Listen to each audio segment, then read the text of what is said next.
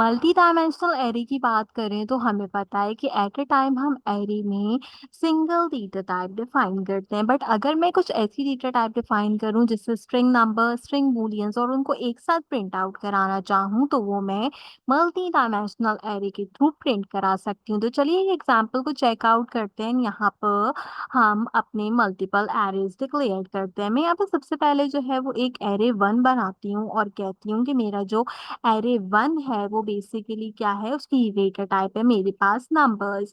Numbers में उसकी data type define करती हूँ और उससे रिलेटेड कुछ डेटा प्रोवाइड कर देती हूँ। जैसे कि मिसाल के तौर पे मैं सिंपल 5 नंबर्स इसमें डिक्लेयर कर देती हूँ। इसी की तरह मैं दूसरा एक और एरे बनाती हूँ और उस एरे को जो है वो मैं स्ट्रिंग्स वैल्यूज असाइन करूंगी। आप चाहें तो आप बूलियन वैल्यूज भी असाइन कर सकते हैं। मैं सिंपल जो है वो स्ट्रिंग वैल्यूज असाइन करूंगी। तो यहाँ पर स्ट्रिंग वैल्यूज को फाइंड आउट करती हूँ। स्ट्रिंग वैल्यूज को फाइंड आउट करने में मैं क्या करती हूँ, सिंपल ABCD प्रोवाइड आउट करती हूँ। ठीक है, तो हम यहाँ पे क्या करते हैं, हम यहाँ पर सिंपल अपने अल्फाबेट्स को जो है वो टाइप आउट कर लेते हैं। तो इस तरीके से क्या हुआ कि मेरे पास दो एरेज यहाँ पर डिक्लेयर्ड आउट हो गए और इसके अंदर डिफरेंट टाइप की वैल्यूज भी असाइन हो गए।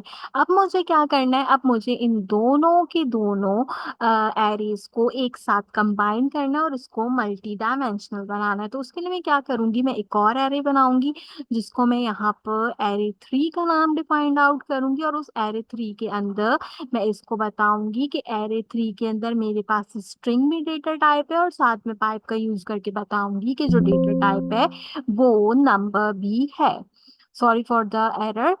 यहाँ पे क्या है कि मेरे पास अब स्ट्रिंग भी है और मेरे पास अब यहाँ पे नंबर भी असाइन है। तो मुझे दोनों के दोनों को यहाँ पर एज एन आउटपुट चाहिए और इन दोनों का जो आउटपुट होगा वो बेसिकली मेरे पास क्या होगा, एरे 3 के अंदर ये मेरे पास यहाँ पे एरे 1 होगा और एरे 1 के साथ साथ यहाँ पर एरे 2 की असाइन वैल्यूज होंगी। तो इस तरीके से क्या हुआ कि मेरे पास सिंपल यहाँ पर मल्टी डायमेंशनल एरे क्रिएट हो गया। आप सिंपल से काम करेंगे क्योंकि हमें आउटपुट भी चाहिए, तो कंसोल डॉट लॉग करेंगे और यहाँ पर एरे 3 को कॉल्ड आउट कर देंगे। तो इससे क्या होगा कि मेरे पास इनकी वैल्यूज असाइन होकर आ जाएंगी। तो चलिए टर्मिनल में चलते हैं। टर्मिनल में चलकर हम simple TSC main dot TS करते हैं and node main dot JS करके देखते हैं कि क्या वाकई हमारे टर्मिनल के अंदर हमारे जो दोनों के दोनों एरेज हैं उनका आउटपुट आता है। तो यू कैन इजिली सी के यहाँ पर एरे 1 एंड एरे 2 दोनों के दोनों एक साथ आ गए और मैंने एरे 3 के अंदर जो